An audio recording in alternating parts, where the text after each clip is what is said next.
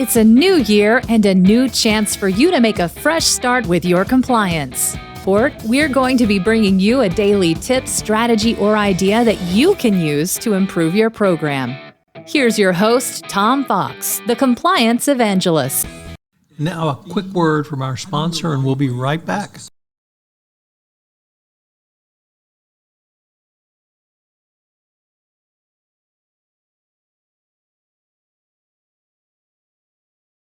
Day 20, responding to investigative findings.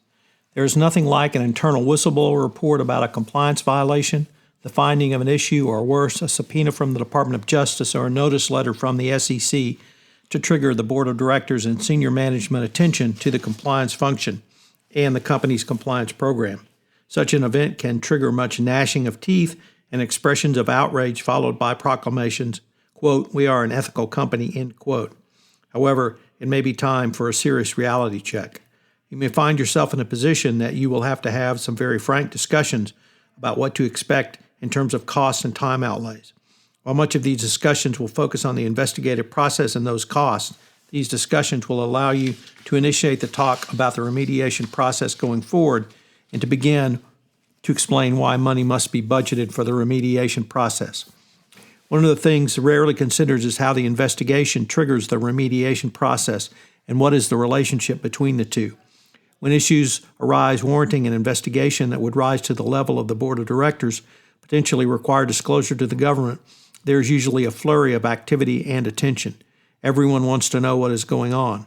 In an interview with Russ Berland, he noted that for a short moment in time, you have everyone's full attention, yet it can still be a tricky place because you get your 15 minutes to get everyone's full attention, and from then on, you're fighting with everybody else for their attention, like the normal things in business life. You need to explain the cost to the board and senior management. You need to be upfront and candid in firmly stating, to get to this place, this is what it's going to cost. Moreover, you need to be able to show how some companies paid very large amounts, not just in the eventual fine and penalty, but in other costs, such as shareholder lawsuits, claims, and other post-resolution costs. We want to show how the people have lost money by having to write a very big check because they didn't take these allegations seriously. They actually saved money because they didn't have to write a big check because they took these allegations seriously. The bottom line is that your ROI is going to be very high if you put these resources into remediation and do it well. This is easier with the information provided by the Department of Justice in the FCPA and corporate enforcement policy and other releases, as they have demonstrated how much discount a company can receive below the minimum range of the U.S. sentencing guidelines for its remediation.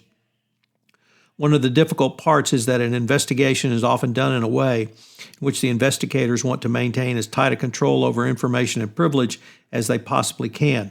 Remediation requires output from the investigation to understand where the risk points and gaps are, both in the compliance program and internal controls. There is tension there, and it needs to be structured in a way that information can be shared with those who are designing the remediation without fear of compromising the investigation.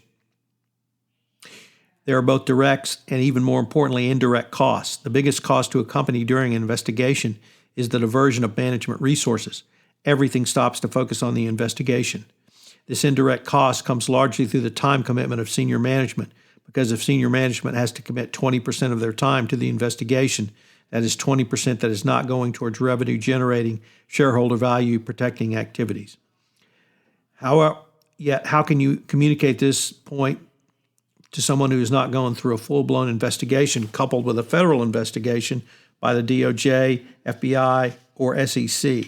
Understanding that the all-encompassing nature of such an event is difficult to articulate, you can use some past experiences of other companies. You can explain the upside of compliance and do that in a manner that juxtaposes the cost. If you have clear policies and people know what to do, think how much easier your life would be. Instead of having to make calls and figure out what to do every single time, you have a clear plan of action dictated by a policy. Recruiting is another consideration. Where do new hires, especially recent college graduates, get their information about your company? They get it from the internet. If your company has been in trouble for bribery, what is one of the first things they see when they Google your company's name? At the top of their search results will be a news article about the wrongdoings or penalties. How likely is it a recent grad will take their first job with a company that is known to paid bribes?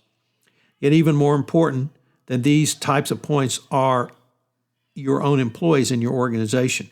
It is important to make it personal at the highest level of the organization and make it as personal to your audience as possible. How would you feel like working for a company that has been involved in bribery and corruption? Obviously, the investigation will be critical for you to help understand what remediation your compliance will need going forward. Somebody found a way to get around your system. Maybe they colluded to overcome the internal controls. Maybe there was a group that wasn't well trained, didn't understand, or there was a group that was extremely well trained and decided to do it anyway.